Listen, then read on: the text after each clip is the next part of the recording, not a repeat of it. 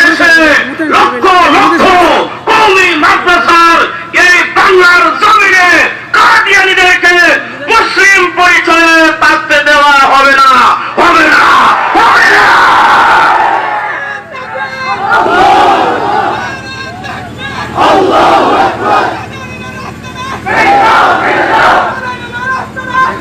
আমার কাদিয়ানীদের আস্তানা ভেঙে দেওয়ার কথা আমরা বলি না, আমরা বলি তারা তাদের ধর্ম পরিচয় নিয়ে তারা চলুক, কোনো অসুবিধা নাই।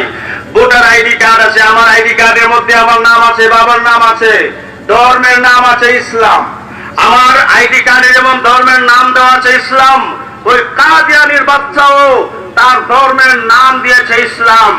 আসলে কি ইসলামের অনুসারী? সে কি মুসলিম? সে কাফির। সুতরাং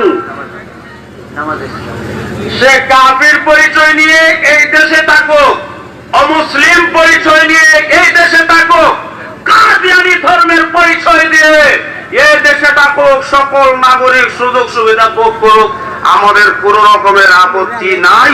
আমাদের আপত্তি সেখানেই যখন তারা আমাদের ইসলামের লেভেল ব্যবহার করতে চায়, আমাদের ইসলামের নাম যখন ব্যবহার করতে চায়, আমাদের কোরআনের নাম যখন ব্যবহার করতে চায়, আমাদের ধর্মীয় পরিভাষাগুলো যখন তারা ব্যবহার করতে চায়, তারা যখন ভোটার আইডি নিয়ে মক্কা মদিনা পর্যন্ত চলে যায়, সেখানেই হলো আমাদের আপত্তি।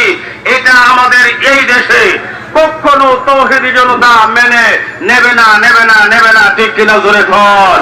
আপনার সারা বাংলাদেশের প্রত্যেকটা ধর্মপ্রাণ মুসলমানের একটাই প্রাণের দাবি, অবিলম্বে কাদিয়ানীদেরকে